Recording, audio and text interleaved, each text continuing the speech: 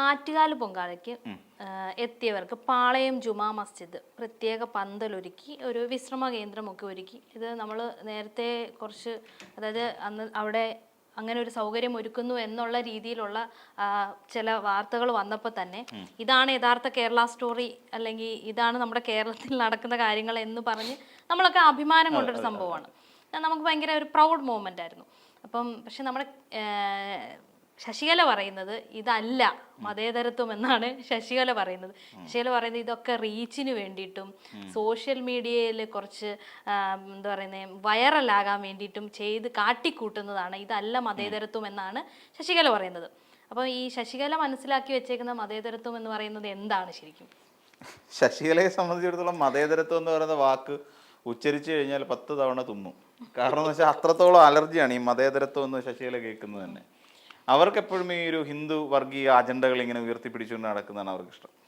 ഇപ്പോൾ പാളയം ഇമാം പബ്ലിക്കായിട്ട് പ്രഖ്യാപിക്കുകയാണ്, ഞങ്ങൾ അവിടേക്ക് വരുന്ന പിന്നെ ഭക്തർ എന്ന് തന്നെ ഞാൻ പറയും, അതിനെ വേറെ ഏതൊക്കെ തരത്തിൽ വളച്ചൊടിച്ചാലും ശരി, അവർ ആറ്റുകാലിൽ ദേവിക്ക് പൊങ്കാല ഇടാനായിട്ട് വരുന്ന ഒരു വലിയ വിഭാഗം ഭക്തർ തന്നെയാണ്. അപ്പോൾ അവർ തിരുവനന്തപുരം പോലെ ഒരു വലിയ നഗരത്തിൻ്റെ, നമുക്കറിയാം, എനിക്കൊന്ന് കേരളത്തിലെ ഏറ്റവും അധികം സ്ത്രീജനങ്ങൾ പങ്കെടുക്കുന്ന, എനിക്ക് സ്ത്രീകളുടെ ശബരിമല എന്നൊക്കെയാണ് അതിന് പേരുള്ളത്. അപ്പോൾ അത്രയും വലിയൊരു പൊങ്കാല മഹോത്സവം നടക്കുന്നു. തിരുവനന്തപുരത്തെ മണ്ണും മനുഷ്യനും എല്ലാം ഒരുപോലെ ജനങ്ങളെ സ്വീകരിക്കും. പുറത്തു നിൽക്കുന്നവരെ 2 കൈയും നീട്ടി സ്വീകരിക്കാൻ നിൽക്കുന്ന ഒരു സമയം കൂടിയാണ് ഈ പൊങ്കാല ദിവസം എന്ന് പറഞ്ഞാൽ. പൊങ്കാല എന്ന് മാത്രമല്ല, ഒരുപക്ഷെ പിന്നെ അതിനോട് അനുബന്ധിച്ച് നടക്കുന്ന ഉത്സവ പരിപാടികൾ ആ സമയത്തെല്ലാം ആളുകൾ അങ്ങനെ തന്നെയാണ്. എന്നാൽ അപ്പോൾ അവിടെയാണ് നമ്മൾ യഥാർത്ഥത്തിൽ ഒരു മനുഷ്യൻ എന്താണ് എന്നുള്ളൊരു യാഥാർത്ഥ്യം നമ്മൾ തിരിച്ചറിയേണ്ടത്. മനുഷ്യനെന്ന് പറഞ്ഞു കഴിഞ്ഞാൽ നമ്മുടെ സഹജീവികളോട് നമ്മൾ കാട്ടുന്ന കരുണ, സ്നേഹം, അതോടൊപ്പം അവർക്ക് കൊടുക്കേണ്ട ചില ഔപചാരികമായി നമ്മൾ നൽകേണ്ട ചില പരിഗണനകൾ, ഇതൊക്കെ എപ്പോഴും ഈ പറയുന്ന ഒരു മനുഷ്യത്വത്തിന് എന്ന് പറയുന്ന ഒരു ചുറ്റളവിനകത്ത് നിൽക്കുന്ന കാര്യമാണ്. ഇതൊരു അവിടെ നമ്മൾ മതേതരത്വത്തിൻ്റെ ഒരു എലമെൻറ്റ് കൊടുക്കാതിരിക്കുന്നതാണ് നല്ലത്. ശരിക്കും ഇതിൽ തിരുവനന്തപുരത്ത് ഇമാം പറഞ്ഞതും അല്ലെങ്കിൽ അവിടുത്തെ സെൻറ്റ് ജോസഫ് കത്തീഡ്രലിലും ഒക്കെ അവസരം ഒരുക്കി കൊടുക്കുന്നതിന് ഇതിനെ നമ്മളൊരു മതേതരത്വത്തിൻ്റെ ഫേസ് കൊടുക്കാതിരുന്നാൽ മതി. എന്തിനാണ് മതേതരത്വം എന്ന് പറയുന്ന പേര് അവിടെ കൊടുക്കുന്നത്? എനിക്കിപ്പോഴും മനസ്സിലാകുന്നില്ല. അതിൻ്റെ ആവശ്യമില്ല. അതൊരു മനുഷ്യത്വമാണ്. ഞാൻ എൻ്റെ സഹജീവിയോട് ചെയ്യുന്ന ഒരു പ്രവൃത്തി, എൻ്റെ സഹജീവിക്ക് വേണ്ട ഒരു സപ്പോർട്ട് ഞാൻ കൊടുക്കുന്നു. അവിടെ സഹജീവി എന്ന് പറയുമ്പോൾ ഇപ്പം നമുക്കറിയാം, അതിൽ ജാതി ഇല്ല, മതമില്ല, ഒന്നുമില്ല. അവിടെ മതേതരവോ കമ്മ്യൂണൽ ഹാർമണിയോ ഒന്നും നമ്മൾ പറഞ്ഞിട്ട് കാര്യമില്ല. ഒരു മനുഷ്യത്വത്തിൻ്റെ ഒരു പ്രതീകമായി അവർ മാറിക്കഴിഞ്ഞിരിക്കുന്നു എന്നുള്ളതാണ്. അത് ശരിക്കും കൊട്ടിഘോഷിക്കപ്പെടുകയും അത് ചർച്ച ചെയ്യപ്പെടുകയും ചെയ്യേണ്ട കാലഘട്ടത്തിലൂടെയാണ് നമ്മൾ പോയിക്കൊണ്ടിരിക്കുന്നതാണ് വസ്തുത. നമ്മൾ ചർച്ച ചെയ്യപ്പെടേണ്ട കാര്യം തന്നെയാണ്. ഇപ്പോൾ പാളയം ഇമാം അങ്ങനെ പറഞ്ഞത് അദ്ദേഹത്തിൻ്റെ ഉള്ളിൽ മതേതരനായതുകൊണ്ടല്ല, അദ്ദേഹത്തിൻ്റെ ഉള്ളിൽ ഒരു മനുഷ്യനുള്ളത് കൊണ്ടാണ്. അദ്ദേഹം മനുഷ്യനായതുകൊണ്ടാണ് പാളയം ഇമാം ആ രീതിയിൽ പിന്നെ പ്രസ്താവിച്ചത്. അദ്ദേഹം നമ്മളോടൊക്കെ സഹകരിച്ചിട്ടുള്ള ആളാണ് യോഗനാഥുമായിട്ട്.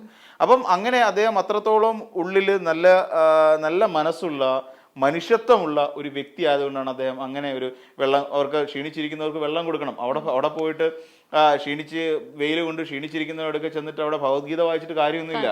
അവർക്ക് വേണ്ടതെന്താണ്? ആ സമയത്ത് വെള്ളമാണ് വേണ്ടത്. വിശന്നിരിക്കുന്ന ഒരാളുടെ മുമ്പിൽ പോയിട്ട്, ഹിന്ദുവായിരുന്ന ഒരാൾ വിശന്നിരിക്കുമ്പോൾ അയാളുടെ മുന്നിൽ പോയി നമ്മൾ ഭാഗവത പാരായണം നടത്തിയിട്ടോ അല്ലെങ്കിൽ ഭഗവത്ഗീത വായിച്ച് ചെയ്യിപ്പിച്ചിട്ടോ രാമായണം വായിച്ച് ചെയ്യിപ്പിച്ചിട്ടോ കാര്യമൊന്നുമില്ല. അവർക്ക് വിശന്നിരിക്കുന്ന ഹിന്ദുവായിട്ടുള്ള ഒരാളാണെങ്കിലും അയാൾക്ക് വേണ്ടത് ഒരു പിടി ചോറാണ്. മുസ്ലിമായിട്ടിരിക്കുന്ന ഒരാൾ വിശന്നിരിക്കുകയാണെങ്കിൽ അയാളുടെ മുമ്പിൽ പോയി ഖുറാൻ വായിച്ച് കേൾപ്പിച്ചിട്ട് കാര്യമില്ല, ക്രിസ്ത്യാനിയുടെ മുമ്പിൽ ബൈബിൾ വായിച്ചിട്ട് കാര്യമില്ല. അവർക്ക് വേണ്ടത്, ഈ 3 പേർക്കും വേണ്ടത് ഒറ്റ സാധനമല്ല, ഈ വെള്ളം നിറത്തിയിരിക്കുന്ന ചോറെന്ന് പറയുന്നൊരു സാധനം. അത് ഓരോ പിടിയും എല്ലാവർക്കും കൊടുത്തു കഴിഞ്ഞാൽ ഈ 3 പേരും ഹാപ്പിയാണ്. അപ്പം അതിനെ മനുഷ്യത്വം എന്നാണ് പറയുന്നത്. അതിനെ ഈ പറയുന്ന ഇപ്പം ശശികലയെ സംബന്ധിച്ചിടത്തോളം അങ്ങനെ ഒരു വികാരമില്ല. മതേതരത്വം എന്ന് പറയുന്ന വാക്ക് കേൾക്കുന്നത് അവർക്ക് അലർജിയാണ്.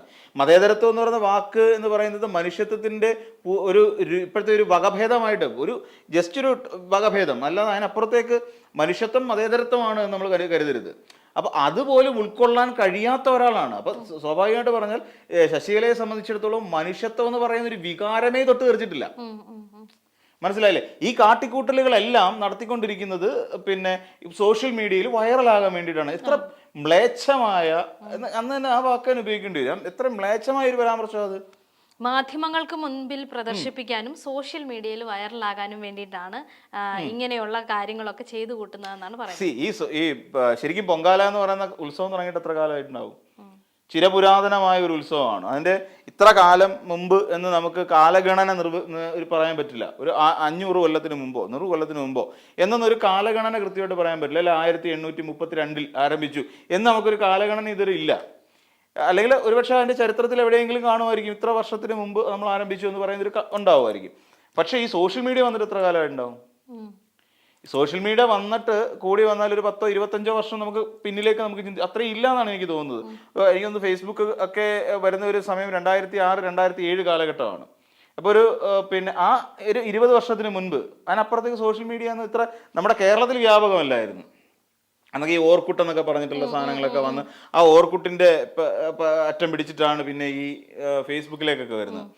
അപ്പം ഈ പറയുന്ന കാലത്ത് തുടങ്ങിയ സോഷ്യൽ മീഡിയ ആണോ, അതിനെയാണോ നമ്മൾ വകവെക്കേണ്ടത്? അതിനു മുൻപ് തുടങ്ങി വെച്ച ഈ ആചാരത്തെയാണോ, ഈ ആചാരവുമായി ബന്ധപ്പെട്ടുകൊണ്ട് തിരുവനന്തപുരത്തുകാർ പുലർത്തുന്ന ഈ മനുഷ്യത്വത്തെയാണോ നമ്മൾ മാനിക്കേണ്ടത്? സോഷ്യൽ മീഡിയയിൽ അന്നും പാളയം പള്ളിയിൽ ആൾക്കാർ കയറിയിട്ടുണ്ട്. അന്നും ഈ പറയുന്ന ആൾക്കാർക്ക് മതം നോക്കാതെ പലരും ആഹാരം എത്തിച്ചു കൊടുത്തിട്ടുണ്ട്. അന്നും ആൾക്കാർക്ക് പിന്നെ വെള്ളം എത്തിച്ചു കൊടുത്തിട്ടുണ്ട്. അന്നും ഈ പറയുന്ന പോലെ പൊങ്കാല നടന്നിട്ടുമുണ്ട്.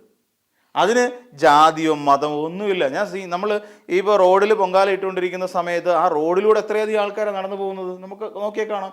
എത്രയോ ആൾക്കാർ ഇത് ലോകം മുഴുവൻ കാണിക്കാൻ വേണ്ടി ടെലിവിഷൻ മാധ്യമപ്രവർത്തകർ എത്രയോ പേര്, അവർക്ക് ജാതിയുണ്ടോ മതമുണ്ടോ?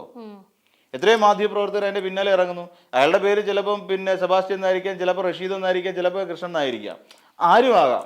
അപ്പൊ അങ്ങനെയാണ് ഇതിന്റെ ഒരു സംസ്കാരം. അതാ ഇത് ആരും ഈ സോഷ്യൽ മീഡിയക്ക് വേണ്ടിയിട്ടല്ല. ഇവര് പച്ചയ്ക്ക് പറഞ്ഞ ഈ ശശികലയെ പോലുള്ളവരെ സത്യത്തിൽ കേരളത്തിൽ ചർച്ചയ്ക്ക് പോലും എടുക്കരുത്, വിട്ടുകളയുക അവരെ. കാരണം എന്താണെന്നറിയോ, ഇവരുടെ മനസ്സ് മൊത്തം ഈ വിദ്വേഷമാണ്, അപരമത വിദ്വേഷം. അതാണ് പ്രശ്നം. അവർക്കിപ്പം മുനമ്പം വലിയ വിഷയമായി. മുനമ്പം വക്കഫല്ലെന്ന് നിങ്ങൾ പറയുമോ?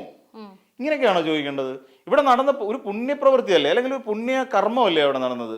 ഒരു ആചാരാനുഷ്ഠാനമല്ലേ നടന്നത്? ഒരു ആചാരത്തെ അനുഷ്ഠിക്കുകയാണ് അവരെല്ലാം അവിടെ ചെയ്തത്. അപ്പോൾ അതിന് ആരൊക്കെ പിന്തുണ കൊടുക്കുന്നോ അവർക്കൊക്കെ പ്രാധാന്യമുണ്ട് നമ്മുടെ കേരളത്തിൽ. ശബരിമലയിലേക്ക് പോകുന്ന സമയത്ത് ശബരിമലയിലെ അയ്യപ്പന്മാർ വന്നിട്ട് ഏതെങ്കിലും മലപ്പുറത്തുള്ള കോഴിക്കോട് നിന്നോ കണ്ണൂരിൽ നിന്നൊക്കെ വരുന്നവര് മലപ്പുറത്ത് വന്നിട്ട് ആഹാരം കഴിക്കാൻ കയറുമ്പോൾ ചിലപ്പോൾ ഏതെങ്കിലും മുസ്ലിമിന്റെ കടയിലായിരിക്കും കയറി ആഹാരം കഴിക്കുന്നത്. പക്ഷെ അവർ ഈ അയ്യപ്പന്മാരെ കരുതിയിട്ട് അവർ പിന്നെ ശ്രീധർമ്മശാസ്താവിന്റെ ഒരു ഫോട്ടോയും വെച്ചിട്ട് അയ്യപ്പന്മാർക്ക് സ്വാഗതം എഴുതി വെക്കും. അവിടെ ആ സമയത്ത് ആ കയറി വരുന്ന അയ്യപ്പന്മാർക്ക് ബീഫ് വിളമ്പുന്നവരല്ല മലപ്പുറത്തുള്ളവര്. എന്തുകൊണ്ടത്? ഇത് ഒരു സോഷ്യൽ മീഡിയക്ക് വേണ്ടിയിട്ടല്ല ചെയ്യുന്നതല്ല. ഇത് പക്ക മനുഷ്യത്വമാണെന്ന്. ഇതാണ് കേരളത്തിന്റെ മനസ്ഥിതി എന്ന് പറഞ്ഞതാണ്. അല്ലാതെ പിന്നെ പശുവിന് മാത്രമേ ഭക്ഷണം കൊടുക്കണം, മനുഷ്യനെ ചവിട്ടി അരച്ച് കലണം എന്ന് പറയുന്ന ഒരു നാട്ടിലല്ല നമ്മൾ ജീവിക്കുന്നത്.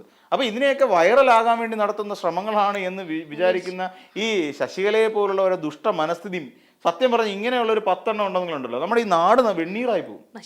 പിന്നെ കേരളം പിന്നെ ഉണ്ടാവില്ലെന്നേ. കേരളത്തിൽ ഇങ്ങനെയൊക്കെയുള്ള ഈ ശശികല, ഒരു 10 ശശികല എന്നൊക്കെ പറഞ്ഞു കഴിഞ്ഞാൽ എനിക്ക് തോന്നുന്നില്ല ഒരു 10 എണ്ണം ഇതുപോലെ ഉണ്ടെങ്കിൽ നമ്മുടെ കേരളം ഈ അവസ്ഥ നിൽക്കുമെന്ന്. കത്തിപ്പോകുന്നു, നിന്ന് കത്തും. ഇത് കണ്ടിട്ട് സൂര്യന് തന്നെ തോന്നും പണ്ടാരം ഇതിനെയൊക്കെ ഈ ഭൂമിക്കകത്ത് നിർത്തിയിരിക്കുന്ന എന്തിനാന്ന് വെച്ചാൽ സൂര്യൻ തന്നെ ഭൂമിയിലേക്ക് വീണ് എരിഞ്ഞു പോകും. തമാശയല്ല, നിന്ന് കത്ത് കേരളം എന്ന് പറഞ്ഞാൽ. അത്രയ്ക്ക് പിന്നെ വിഷം വമിപ്പിക്കുന്ന ആളുകളാണ് ഇവരെല്ലാം. ഇവർക്ക് ഒന്നിലും നന്മ കാണാൻ കഴിയില്ല. നമ്മൾ എവിടെ ശ്രദ്ധിച്ചു നോക്കിക്കോളൂ. നമ്മൾ ഇതിനു മുമ്പ് തന്നെ ഒരു പള്ളിയിലെ ക്ഷേത്രത്തില് പച്ച നിറത്തിലുള്ള പള്ളിയുടെ ഒരു അയ്യപ്പൻ വിളക്ക് നടന്ന സമയത്ത് അതിനെക്കുറിച്ച് എന്താ പറഞ്ഞത്? അപ്പൊ ഇവർക്ക് ഒന്നിലും ഒരു നന്മ കാണാൻ കഴിയില്ല. ഇപ്പം നമ്മൾ കാണുന്നത് എന്താ, ഇപ്പോൾ ഒരു മലപ്പുറത്തോ അല്ലെങ്കിൽ എവിടെയെങ്കിലും ഇപ്പം ഈ പറയുന്ന ഇവിടെ വെച്ച് കുറച്ച് മുസ്ലിം കുട്ടികൾ ചേർന്നിട്ട് അവർ തൊപ്പി വെക്കായിരിക്കും, അതൊന്നും വിഷയമേ അല്ല. അവർ കുറച്ച് പേര് പള്ളിയിൽ വന്നിരിക്കുന്ന കുറേയധികം പിന്നെ നമ്മുടെ അമ്മമാരും പെങ്ങന്മാരും ഒക്കെ തന്നെയാണല്ലോ അവിടെ പൊങ്കാലയിടാൻ ചെല്ലുന്നത്. അവർക്ക് കുറച്ച് വെള്ളം കൊണ്ട് കൊടുക്കുന്ന ഒരു കാഴ്ച കാണുമ്പോൾ നമുക്ക് സ്വാഭാവികമായിട്ട് നമ്മുടെ മനസ്സിൽ തോന്നുന്നത് എന്താ? സന്തോഷം തോന്നും. ഇതാണ് കേരളം എന്ന് നമുക്ക് ആത്മാർത്ഥമായിട്ട് കൈ ഉയർത്തി പറയാൻ നമുക്ക് തോന്നും. ഇതാണ് ഞങ്ങളുടെ കേരളം, ഈ കേരളത്തെയാണ് നിങ്ങൾ കാണേണ്ടത് എന്ന് നമുക്ക് ധൈര്യത്തോടെ പറയാൻ പറ്റും. ഇവരൊക്കെ അങ്ങനെയാണോ കാണുന്നത്? ഇവരങ്ങനെ രണ്ട് മനസ്ഥിതി ഞാൻ പറയുന്നത്. നമ്മളതിനെ വളരെ സന്തോഷത്തോടു കൂടി കണ്ടിട്ട് പറയും ഇതാണ് എൻ്റെ കേരളം എന്ന്. നമ്മൾ ആ ഫോട്ടോ എടുത്ത് നമ്മൾ ഫേസ്ബുക്കിൽ ഇടുക, ഇതെൻ്റെ കേരളമാണ്, എനിക്ക് കേരളീയനായി പോയതിൽ ഞാൻ അഭിമാനം കൊള്ളുന്നു എന്ന് നമുക്ക് എവിടെയും ഈ ലോകരോട് വിളിച്ചു പറയാൻ പറ്റും. ഈ ലോകം മുഴുവൻ കേരള സ്റ്റോറി പ്രദർശിപ്പിച്ചുകൊണ്ടിരിക്കുന്ന സമയം കൂടിയല്ലേ. അപ്പൊ ആ സമയത്ത് നമുക്ക് പറയാം ഇതാണ് ഞങ്ങളുടെ കേരള സ്റ്റോറി എന്ന് പറയാൻ പറ്റും. പിന്നെ വളരെ ഇമ്പോർട്ടന്റ് ആയിട്ട് കാണാൻ കഴിയുന്ന ഒരു കാര്യം. അത്രയ്ക്ക് സന്തോഷമുണ്ട്.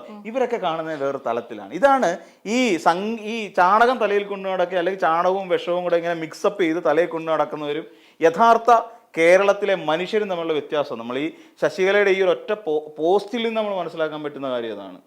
ഒറ്റ പോസ്റ്റ് ഈ അവരുടെ പോസ്റ്റുകൾ പലതും നമ്മൾ ഒരു ടീച്ചറായിട്ടൊക്കെ ജോലി ചെയ്ത ആളാണെന്നേ. ഒരു അധ്യാപികയായിട്ട് ജോലി എന്ത് ഡിവൈൻ ആയിട്ടുള്ള ഒരു ജോബാണെന്നറിയാം അധ്യാപനം എന്ന് പറഞ്ഞാൽ. അങ്ങനെ ഒരു അധ്യാപികയായി ജോലി ചെയ്ത ഒരാൾ ഈ പറയുന്ന ഇവിടെ വന്നു നിന്നുകൊണ്ട് സോഷ്യൽ മീഡിയയിലൂടെ പറയുന്ന ഇമാതിരി വിവരക്കേടുകളുണ്ടല്ലോ. സത്യം പറഞ്ഞാൽ ഇവരൊക്കെ പഠിപ്പിച്ച കുട്ടികളുടെയൊക്കെ അവസ്ഥ എന്തായിരിക്കും എന്നുള്ളതാണ്. എന്തായിരിക്കും ഇവരുടെ അവസ്ഥ? എനിക്ക് തോന്നി ഈ പിന്നെ അമിതമായി ഇസ്ലാമോഫോബിയൊക്കെ ബാധിച്ചിട്ട് ചിലപ്പം ആ സമുദായത്തിൽപ്പെട്ട കുട്ടികളെ ഇവർ താഴെയൊക്കെ ഇരുത്തിയായിരിക്കും പഠിപ്പിച്ചിട്ടുണ്ടാകുക. പറയാൻ പറ്റില്ല. അത്രയ്ക്ക് വിഷം തലയിൽ കൊണ്ട് നടക്കുന്നവരാണ് ഇവരൊക്കെ. ഇവരെയൊക്കെ സത്യത്തിൽ ഒരിക്കൽ പോലും ഇവരുടെ ഒരു പോസ്റ്റ് ഇവിടെ ആരും എടുത്ത് പിന്നെ ഷെയർ ചെയ്യാൻ പാടില്ല. ഞാൻ പറയുന്നത് ഇത് ഇവിടെ നമ്മുടെ നാട്ടിൽ ഹിന്ദുക്കളായിട്ടുള്ള ആൾക്കാരുണ്ട്. ഹിന്ദു ഐക്യവേദി എന്നൊക്കെ പറഞ്ഞുകൊണ്ട് ഇവർ നടത്തിക്കൊണ്ടിരിക്കുന്ന ഈ പിന്നെ എന്താ അതിന് ഒരു വാക്കുണ്ട്, പക്ഷെ പറഞ്ഞ അൺപാർലമെന്ററി ആയിപ്പോവും. അപ്പോൾ അതുകൊണ്ട് പറയുന്നില്ല. അങ്ങനെ പറഞ്ഞു നടക്കുന്നത് സത്യത്തിൽ ഇവിടുത്തെ ഹിന്ദുക്കളെല്ലാം കൂടെ ഇവരെ ഇവിടുന്ന് പുകച്ച് പുറത്തേ അടിക്കണം. കാര്യം എന്താ പറയുക, ഹിന്ദു എന്ന് പറയുന്ന ഹിന്ദു വിശ്വാസം അനുസരിച്ച് ജീവിച്ചുകൊണ്ടിരിക്കുന്ന നമ്മൾ കേരളത്തിലുള്ള ഓരോ മനുഷ്യർക്കും ഇവരുണ്ടാക്കി വെക്കുന്നൊരു കേടുണ്ടല്ലോ. ആ കേട് ഭീകരമാണ്, അതിഭയാനകമായ കേട് ഇവരുണ്ടാക്കി വെക്കുന്നത്. ഹിന്ദുക്കൾക്ക് തന്നെ അപമാനം. പിന്നെ ഒരു അവസ്ഥയൊന്നും ആലോചിച്ച് നോക്കി. നമ്മുടെ പിന്നെ ഇനി വരുന്ന തലമുറയെ പോലും ഇതൊന്നും കേൾപ്പിക്കാൻ പാടില്ല. അവരെ മനുഷ്യനാകണം എന്നാണ് നമ്മൾ പഠിപ്പിക്കേണ്ടത്. മനുഷ്യനായിട്ട് ജീവിക്കാൻ പഠിക്കുക, അല്ല ഹിന്ദുവായിട്ടല്ല. നമ്മുടെ നാട്ടിലുള്ള ശരിക്കുള്ള ഹിന്ദുക്കളൊക്കെ കേട്ട് കഴിഞ്ഞാൽ ഇവരെ എടുത്ത് ഓടിക്കും ഇവിടുന്ന്. നമ്മുടെ ഈ കേരളത്തിൽ റോഡിൽ ഇറങ്ങി നിന്ന് കഴിഞ്ഞാണ്ടല്ലോ നല്ല ചന്ദനക്കുറി ഇട്ട് നടക്കുന്ന നല്ല ഹിന്ദുക്കളുണ്ട്. ക്ഷേത്രത്തിൽ രാവിലെയും വൈകിട്ടും ക്ഷേത്രത്തിൽ പോയി ജീവിക്കുന്ന എല്ലാ മതങ്ങളെയും മനുഷ്യത്വം ഉള്ളിൽ കൊണ്ട് നടക്കുന്ന ആൾക്കാരുണ്ടല്ലോ, എല്ലാ ഹിന്ദുക്കളാണ്. ഇവരെ ഈ വാക്ക് കേട്ടിട്ട് ഇവരെ വഴി കണ്ടാൽ എറിഞ്ഞ് ഓടിക്കും. പിന്നെ പണ്ട് ഈ വടക്കുള്ളവർ പറയാറ് തെക്കനെയും മൂർഖനെയും കണ്ടു കഴിഞ്ഞാൽ ആദ്യം തെക്കനെ തല്ലിക്കൊല്ലണമെന്നാണ് പറയുന്നത്. എന്ന് പറയുന്ന പോലെ മൂർഖനെയും ശശികലയും ആദ്യം കണ്ടാൽ ആദ്യം പണി കൊടുക്കേണ്ട ശശികലയ്ക്കാണ്. അത് കഴിഞ്ഞ് മൂർഖനെ തല്ലിക്കൊന്നാൽ മതി. അപ്പോൾ ഇതാണ് ശരിക്കും നമ്മൾ മനസ്സിലാക്കേണ്ട ഒരു പോയിന്റ്. അതാണ് കാര്യം. നമ്മൾ മനുഷ്യത്വമുള്ളവരാണ്. ആ മനുഷ്യത്വത്തിൻ്റെ പുറത്ത് ജീവിക്കേണ്ടതാണ്. മനുഷ്യത്വത്തിൽ അടിയുറച്ച് പോകേണ്ടവരാണ്. അതിനപ്പുറത്ത് ഈ മനുഷ്യത്വം കഴിഞ്ഞിട്ട് മതി നമ്മുടെ ഉള്ളിൽ ഈ ഹിന്ദു ആണെന്നോ മതേതരത്വം നമ്മൾ കൊണ്ടു നടക്കേണ്ടതെന്നാണ് എൻ്റെ ഒരു പക്ഷം.